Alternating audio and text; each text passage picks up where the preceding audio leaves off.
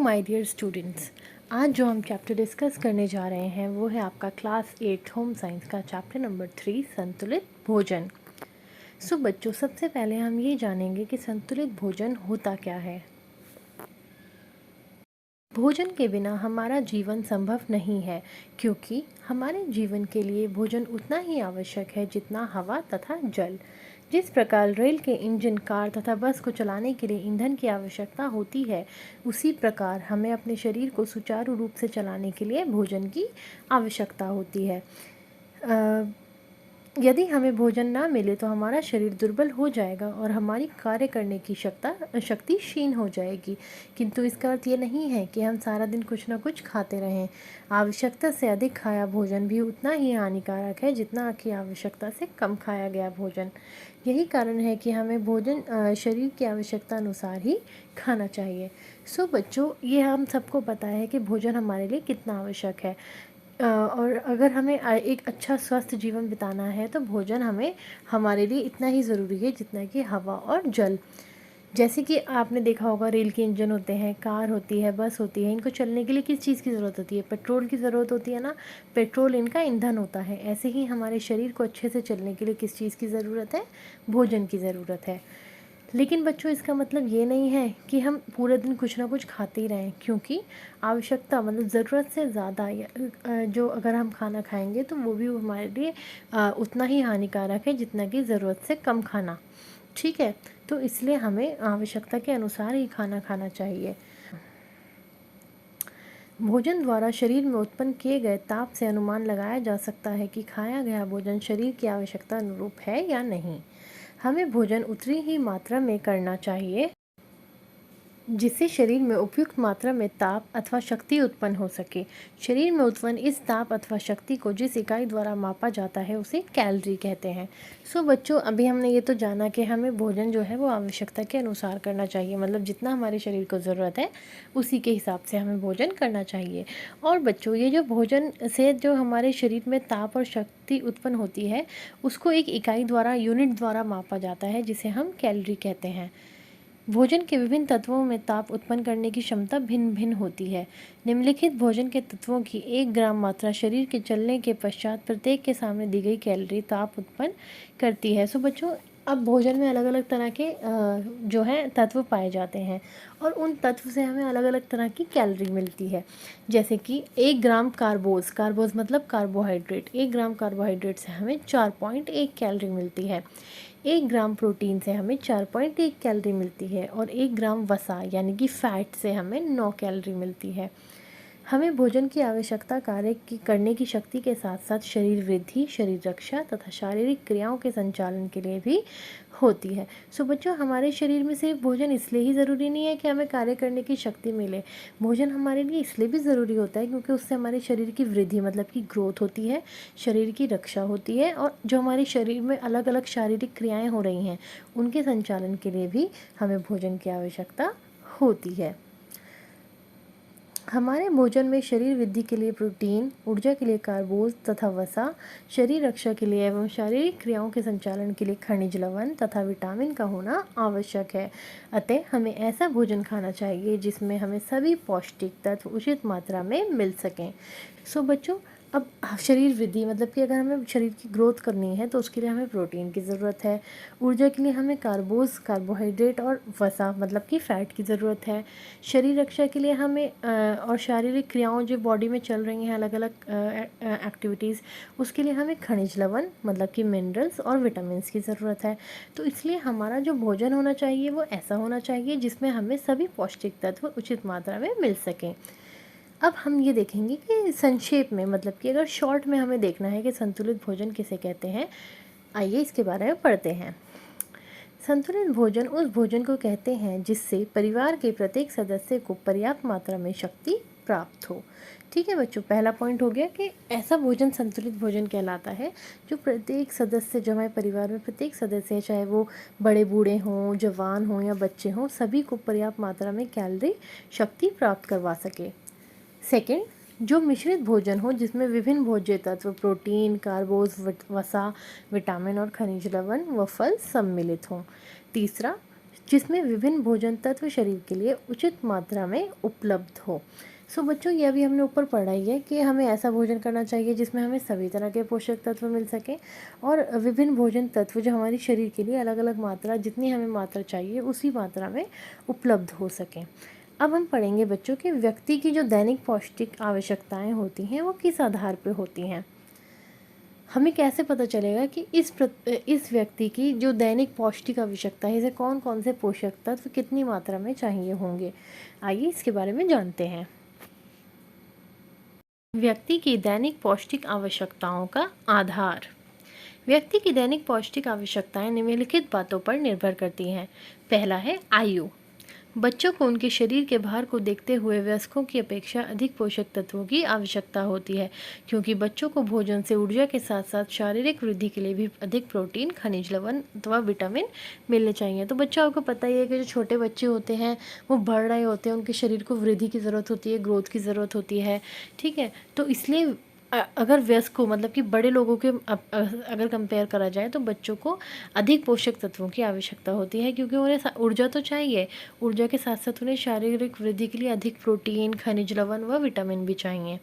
इसके विपरीत वृद्धावस्था में पोषक तत्वों की आवश्यकता कम हो जाती है, क्योंकि वृद्ध व्यक्ति कम काम कर पाता है और उनकी पाचन शक्ति भी कमज़ोर हो जाती है। सो वहीं जहाँ बच्चों को ज़्यादा पोषक तत्वों की ज़रूरत होती है, वहीं अगर हम बड़े बूढ़े लोगों की बात करें, वृद्धावस्था की बात करें, जब लोग बूढ़े हो जाते हैं, उस अवस्था में जो पोषक तत्वों की आवश्यकता है वो कम हो जाती है, क्योंकि वृद्ध व्यक्ति एक तो कम काम कर पाता है और उनकी जो पाचन शक्ति, खाने को पचाने की शक्ति होती है, वो भी कमज़ोर हो जाती है। सेकंड है लिंग। लिंग मतलब कि जेंडर। स्त्री या पुरुषों के अगर बात करें तो पुरुषों को स्त्रियों की अपेक्षा अधिक पोषक तत्वों की ज़रूरत होती है, क्योंकि पुरुष स्त्रियों से लंबाई, भार में अधिक होते हैं और प्रायः शारीरिक कार्य भी अधिक करते हैं। सो बच्चों, आपको पता होगा कि जो जेंट्स होते हैं वो लेडीज़ से ज़्यादा लेंथ में, लंबाई में भी ज़्यादा होते हैं, वेट में भी ज़्यादा होते हैं और जो फिज़िकल एक्टिविटीज़ हैं वो भी ज़्यादा करते हैं। तो इसलिए जो पुरुष हैं उनको स्त्रियों की अपेक्षा ज़्यादा पोषक तत्वों की आवश्यकता होती है। लेकिन कुछ ऐसी अवस्थाएं होती हैं जैसे कि गर्भावस्था, जब एक लेडी प्रेग्नेंट होती है, या स्तनपान काल, मतलब कि जब वो एक छोटे बेबी को फीड कराती है, दूध पिलाती है, तो इसमें क्या होता है, स्त्रियों को भी अपेक्षाकृत अधिक पोषक तत्वों की आवश्यकता होती है, क्योंकि उन्हें अपने लिए भी पोषक तत्व चाहिए और अपने बच्चे के लिए भी चाहिए।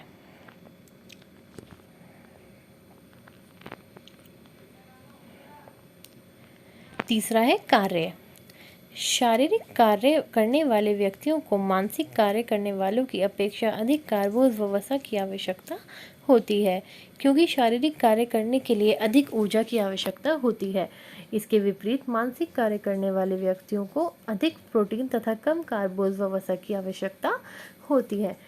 तीसरा पॉइंट बच्चों आपका आ जाता है कार्य, मतलब कि इसको अगर एक सिंपल एग्जाम्पल से हम देखें तो एक जो बिल्डिंग बनाने वाला मज़दूर है, उसको अगर हम कंपेयर करें एक ऐसे व्यक्ति से जो ऑफिस में बैठ के पूरा दिन काम कर रहा है, तो जो मज़दूर है क्योंकि वो शारीरिक कार्य ज़्यादा कर रहा है, सामान, भारी भारी सामान उठा के लाद रहा है, लेके जा रहा है ऊपर नीचे, और जो एक ऑफिस में बैठा व्यक्ति है उसको ज़्यादा इतना काम नहीं करना पड़ता, उसे या तो कंप्यूटर पे काम करना पड़ रहा है या फ़ोन पे बात करनी पड़ रही है, ऐसा ही उसे काम करना पड़ता है। तो इसीलिए ये कहा गया है कि जो शारीरिक कार्य करते हैं, फिज़िकल एक्टिविटी करते हैं, उनको ज़्यादा कार्बोज और वसा की आवश्यकता होती है, क्योंकि उन्हें ज़्यादा ऊर्जा चाहिए होती है। मानसिक कार्य करने वालों को थोड़ी कम ऊर्जा की ज़रूरत होती है। नेक्स्ट है जलवायु। जलवायु मतलब कि हमारा जो मौसम होता है, विशेष पोषक तत्वों के विशेषकर कैलोरी की आवश्यकता पर जलवायु का प्रभाव पड़ता है। प्रायः ठंडे देशों में रहने वाले लोगों को अथवा सर्दी के मौसम में अधिक गर्मी व शक्ति देने वाले पोषक तत्व जैसे कार्बोज व वसा की अधिक मात्रा में आवश्यकता होती है। इसके विपरीत गर्म देशों में रहने वाले लोगों को अथवा गर्मी के मौसम में कार्बोज व वसा की कम मात्रा में आवश्यकता होती है तथा पेय पदार्थों की अधिक मात्रा में आवश्यकता होती है। सो बच्चों, क्या होता है कि जो ऐसे देश है जहाँ ठंड ज़्यादा है, या फिर हमारे ही देश में अगर सर्दी के मौसम की बात की जाए, तो ऐसे मौसम में क्या होता है, जो अधिक गर्मी, ऊर्जा और शक्ति देने वाले पदार्थ होते हैं, जैसे कि वसा, फैट या फिर कार्बोहाइड्रेट्स, इनकी आवश्यकता बढ़ जाती है। लेकिन इसके उल्टे ही साइड अगर हम गर्म देशों की बात करें या गर्मी के मौसम की बात करें, तो उसमें हमें कार्बोज और वसा की तो आवश्यकता कम हो जाती है, लेकिन पेय पदार्थ की आवश्यकता, मतलब पीने वाली चीज़ों की आवश्यकता बढ़ जाती है। क्योंकि गर्मी में क्या होता है कि हमारे जो शरीर है उसमें से पानी की कमी हो जाती है। उस पानी की कमी को पूरा करने के लिए हमें पेय पदार्थों की आवश्यकता होती है। अब है हमारा नेक्स्ट टॉपिक, भोजन का पौष्टिक मान बढ़ाना। अब नॉर्मल जो भोजन हमारा होता है उसको अगर हम चाहें तो और पौष्टिक कैसे बना सकते हैं, इसके बारे में हम पढ़ेंगे।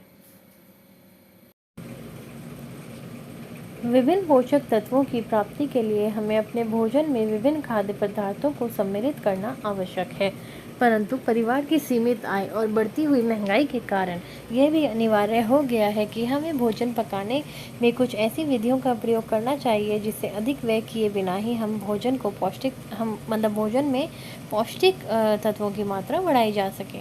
सो बच्चों, ये तो हमने पढ़ लिया कि विभिन्न पोषक तत्वों की प्राप्ति के लिए हमें भोजन में विभिन्न पदार्थों को मिलाने की ज़रूरत है, तभी हमारा भोजन संतुलित भोजन बन पाएगा। लेकिन हमें ये भी पता है कि आजकल जितनी महंगाई बढ़ गई है और परिवार की जो आय है, जो इनकम है, वो सीमित है, और ऐसे में ये ज़रूरी है कि हम ऐसी कुछ विधियों का प्रयोग करें जहाँ पे हमारा पैसा तो कम खर्च हो, लेकिन हमें सभी पोषक तत्व खाने से मिल पाएँ। तो ऐसी कुछ विधियों के बारे में अब हम जानेंगे। भोजन का पौष्टिक मान बढ़ाने के लिए निम्नलिखित विधियां प्रयोग में लाई जाती हैं। पहला है अंकुरण, दूसरा है खमीरीकरण और तीसरा है विभिन्न खाद्य पदार्थों को उचित मात्रा में मिला जुला कर प्रयोग करना। सबसे पहले हम अंकुरण के बारे में जानेंगे। अनाज व साबुत दालों जैसे मूंग, मोठ, चने, सोयाबीन आदि का पोषक मान अंकुरण द्वारा बढ़ाया जा सकता है। तो बच्चों, जो आपकी हमारी दालें होती हैं और जो सोयाबीन हो गया, चने हो गए, ऐसी चीज़ों का अंकुरण पोषक मान हम अंकुरण द्वारा बढ़ा सकते हैं। अब जानते हैं कैसे। जिस भी खाद्य पदार्थ को हमें अंकुरित करना है उसे साफ करके स्वच्छ पानी से धोकर रात भर के लिए इतने पानी में भिगोकर रख दें जितना कि वह आसानी से सोख ले। अब इसे किसी पतले कपड़े में बांधकर रख दें तथा कपड़े को समय समय पर पानी डालकर गीला करते रहें। लगभग 24 से 48 घंटों में उस खाद्य पदार्थ में से 1 सेंटीमीटर लंबे अंकुर निकल आते हैं। गर्मियों में सर्दियों की अपेक्षा अंकुर जल्दी निकलते हैं।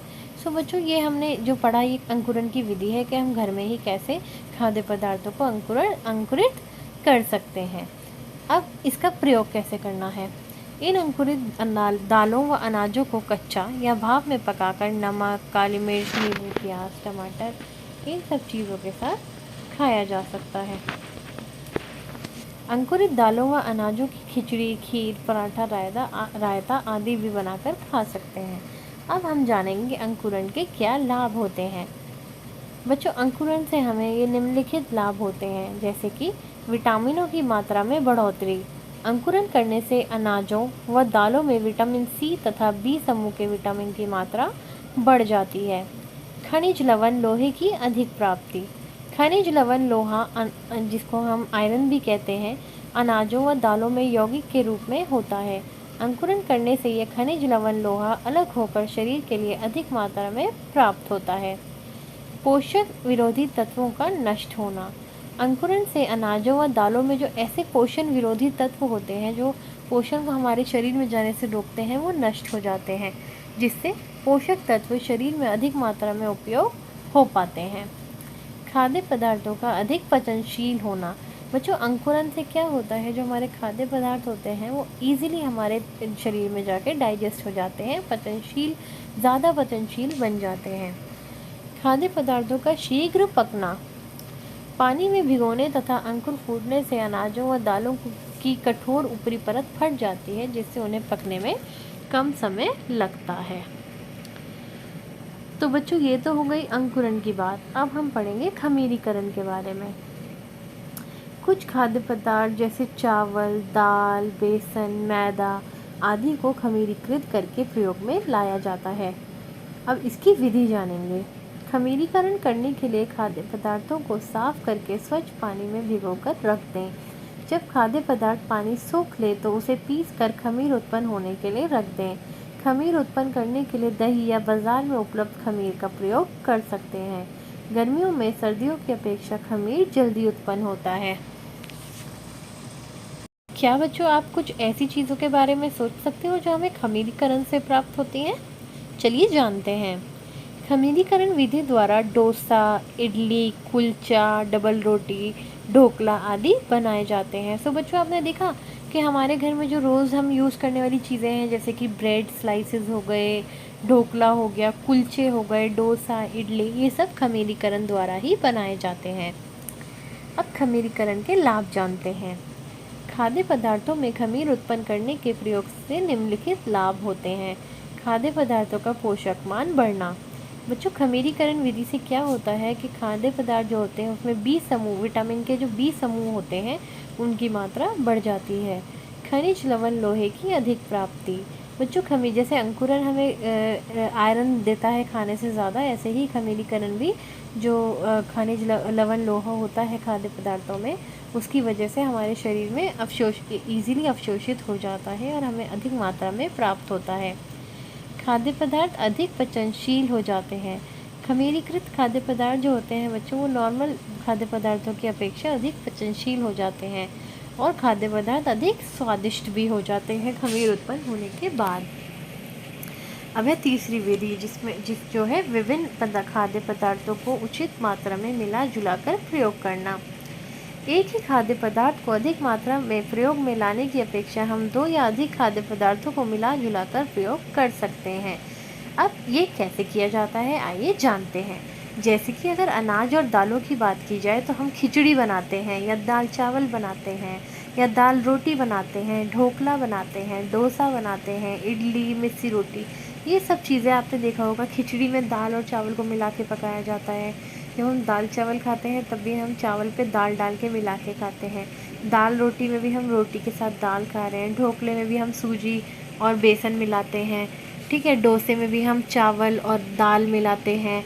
तो ये सब चीज़ें हम खाद्य पदार्थों को मिला जुला कर बनाते हैं। विभिन्न अनाज या विभिन्न दालें जैसे बाजरा गेहूं की रोटी या दलिया, मक्का गेहूं की रोटी, उड़द चना, उड़द राजमा, उड़द मूंग की दाल, इस तरह से ये दालें हम बनाते हैं जिससे कि हमें ज़्यादा से ज़्यादा पोषक तत्व मिल पाएँ। अनाज, दालें व सब्जियां जैसे सब्जियों की खिचड़ी, पुलाव, अंकुरित मूंग, पोहा, दाल वाला साग, पौष्टिक रोटी आदि। वानस्पतिक एवं पशुजन्य खाद्य जैसे खीर में हमने दूध भी मिलाया, चावल भी मिलाए, गाजर का हलवा जिसमें हमने दूध और गाजरें मिलाई, अंडे का कस्टर्ड, मीट पुलाव, तो ये सब हमारे वानस्पतिक और पशुजन्य खाद्य पदार्थ हो गए।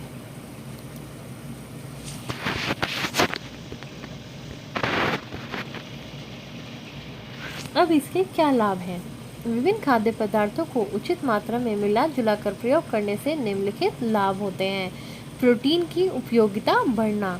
जब दालों व अनाजों को उचित अनुपात में मिलाया जाता है तो वे एक दूसरे की कमी को पूरा कर देते हैं, जिससे प्रोटीन की उपयोगिता बढ़ जाती है।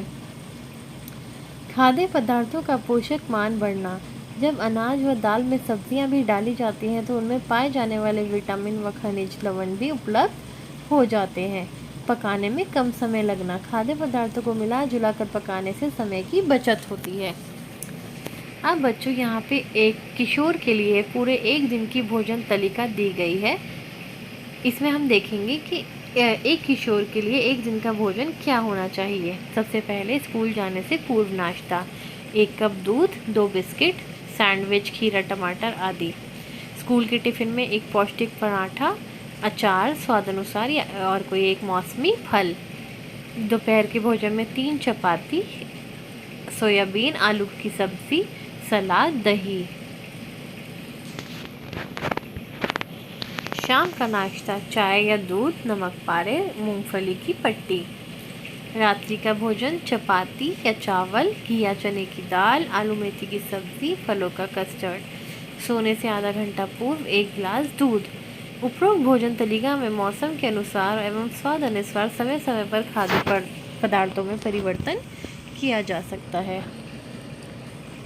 इसके बाद बच्चों हमें कुछ भोजन पदार्थ बनाने की विधियाँ बताई गई। इसके बाद बच्चों हमें कुछ भोजन पदार्थ बनाने की विधियाँ बताई गई हैं, जैसे कि पौष्टिक पराठा, सब्जियों का पुलाव, पौष्टिक पोहा, पौष्टिक इडली। तो ये सब रेसिपीज़ आप लोग अच्छे से देखोगे। चैप्टर मैंने आपको पूरा समझा दिया है। सभी बच्चे इस चैप्टर को एक बार अच्छे से समझेंगे, बुक से रीड करेंगे और उसके बाद इसके क्वेश्चन आंसर्स अपनी कॉपी में करेंगे।